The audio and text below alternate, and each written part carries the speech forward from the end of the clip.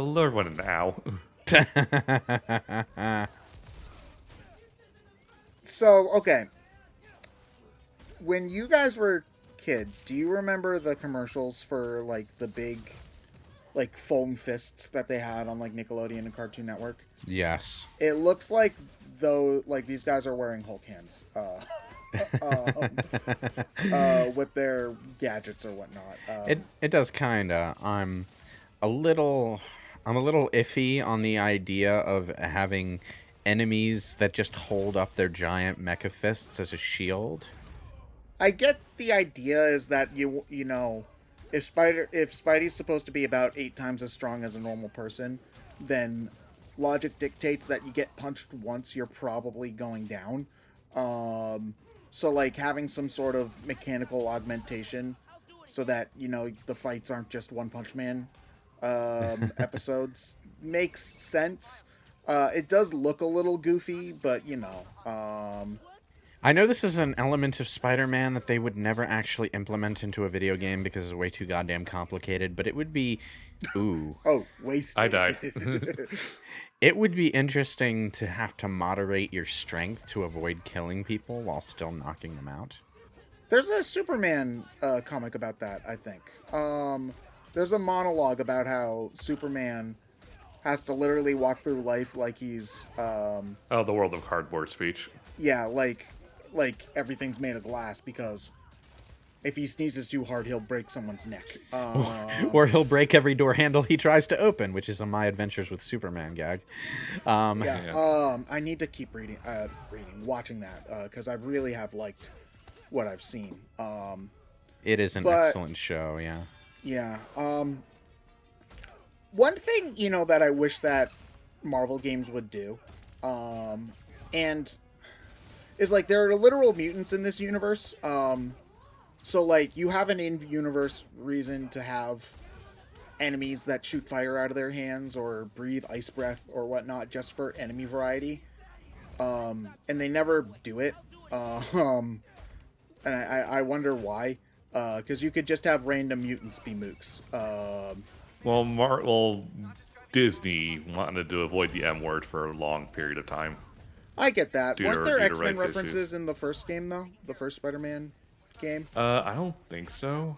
I know that they referenced a lot of Marvel stuff, because, like, there's the Baxter Building and Strange's Place. Yeah, I don't know if they referenced mutants specifically. I can't remember. I know that there's also, like, some political ramifications with that, because, you know, mutants are, like, an allegory for many marginalized groups, so if you just make a whole bunch of them the bad guys, that also kind of has like a 2009 game where all the bad guys are brown people kind of vibe. You know, whether they're good or bad, mutants have always been an awful allegory for everything they've ever been allegorized about. Yeah. Like, I think really the only thing about the mutant allegory that really works is when you're looking at it as an allegory for like LGBT stuff, and that it really starts to show itself during puberty. That doesn't work either. Here's the reason, okay?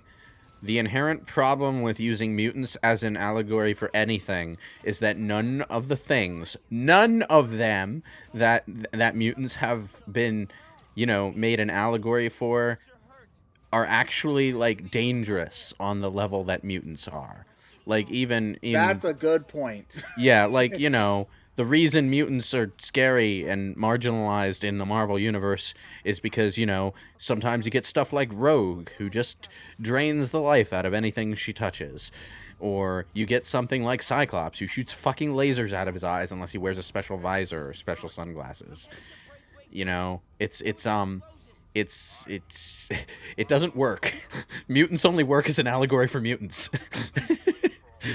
Yeah. It's the same issue as trying to squeeze a racism plot line out of Deus Ex. Okay, you know, people aren't... Deus Ex is like cyberpunk. Yeah. Things, right? Yeah, and people aren't scared of like of people with cybernetic enhancements and shit in that universe because they're racist. They're scared of them because there's this one time everyone got fucking hacked and it caused a lot of death and destruction. You know?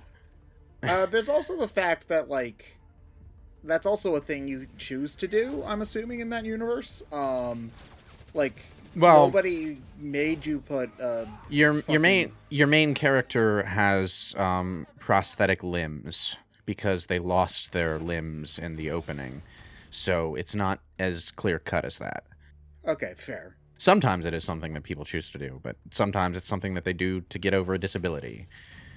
You know, it's just a thing that is part of that world, and it only really works within its own context. So when the story tries to hammer home some sort of real world parallel through some sort of an intentional real world parallel, I should say, it becomes more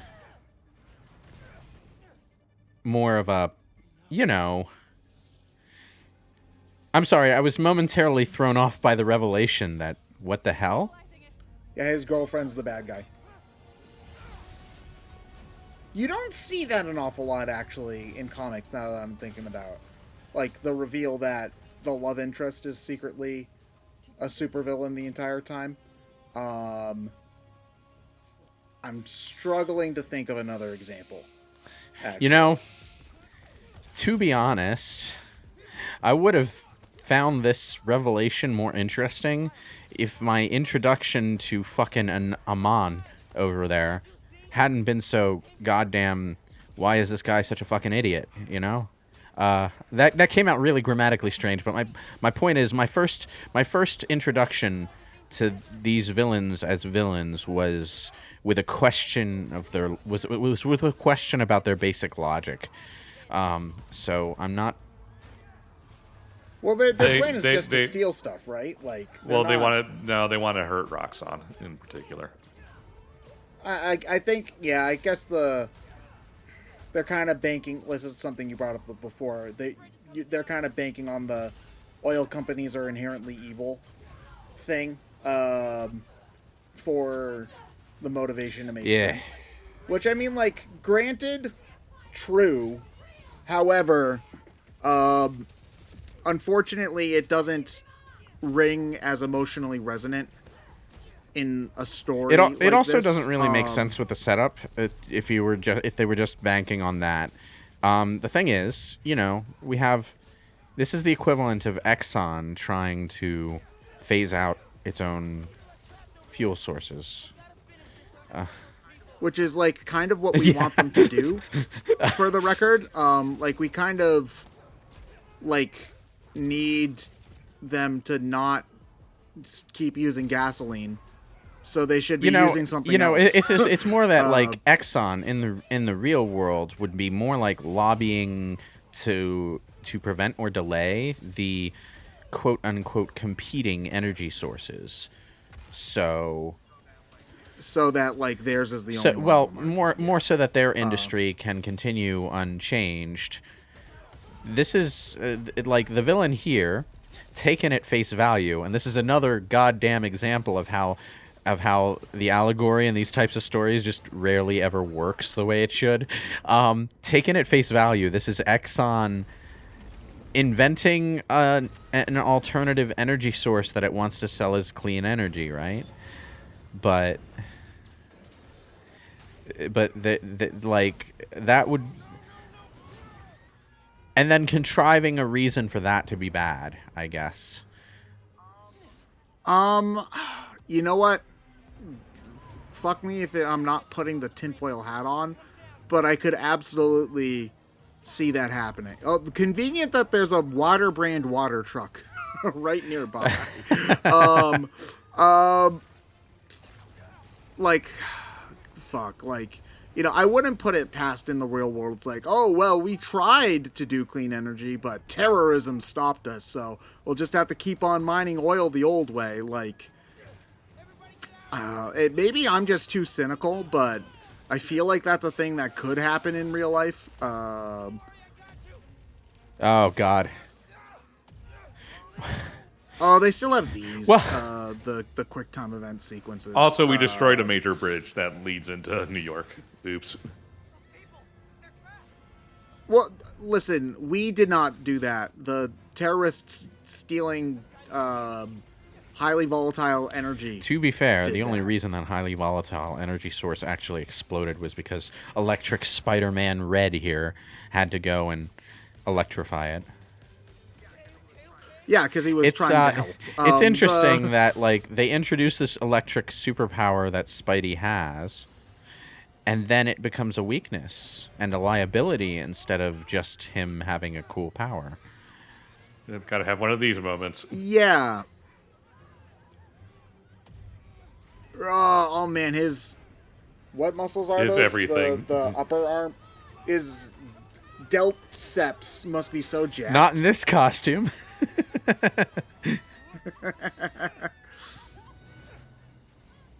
It would be a shame if one of the people he saved here happened to be the Gwen Stacy lesson for this particular Spider-Man. I hope that they don't do that, or at least that they haven't done that, because I'm not in love with that whole. Like, a lot of people remember the Gwen Stacy death fondly.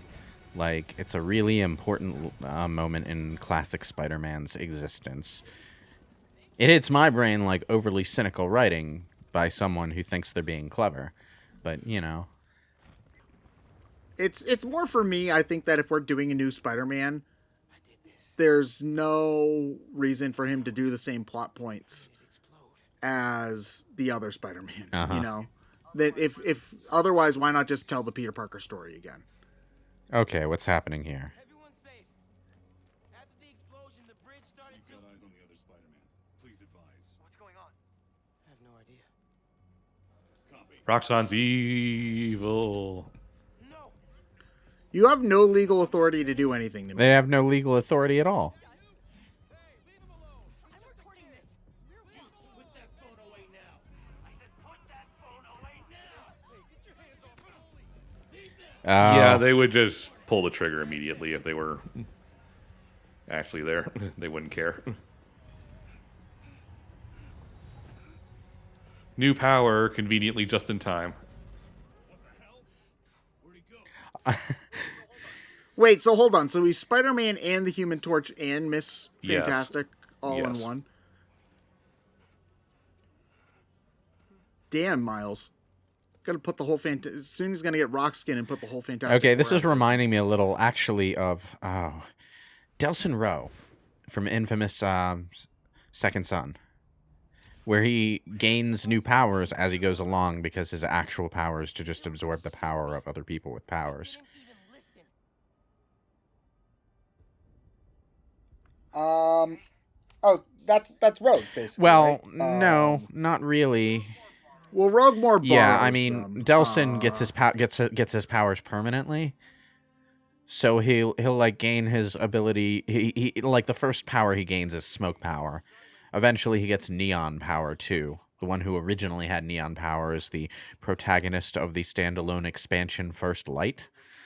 And he gets other powers as he goes through the story. It gives him a bit more of a diverse moveset than Cole McGrath had.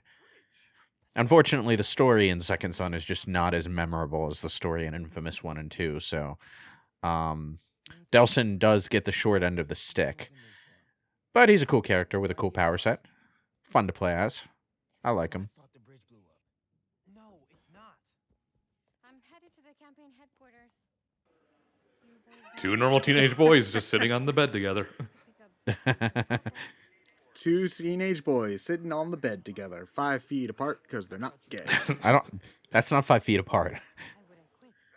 That's the joke. Although I do like the looking at them like very quickly like hiding the notebook. It like seems suspicious, but in the they're looking at porn kind of way, which is actually they could probably do that for like a comedic B story in a Spider-Man cartoon if they were ever doing that, and like Aunt May's suspicious of what Peter's doing. It's just like, it's okay, Peter. Every boy looks at pornography, and you're like, what? I do like the like signing the sign. A lot of people signed her cast. Oh yeah, I remember when I broke my arm in in high school, people did that too. Do anything that Spider-Man. So what's Peter doing at this point? Like, is he in the hospital or whatever? Whenever you say Spider-Man, He is in Europe with Mary Jane covering a story. Oh, okay. So he's away for a few days. Yeah, I get the feeling that Mary Jane did that because she thought, hey, there's another Spider-Man to take over for him. This is an excellent chance for Peter Parker to actually earn his rent.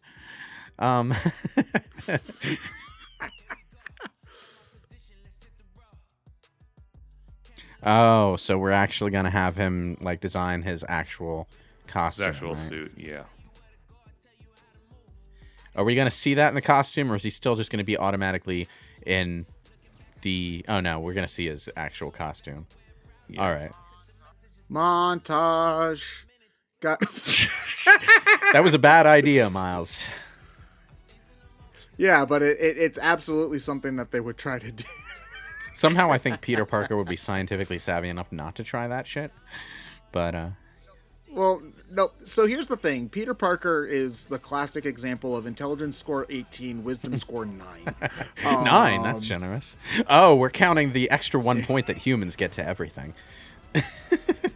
Yeah, basically. So yeah, this is Miles' normal suit.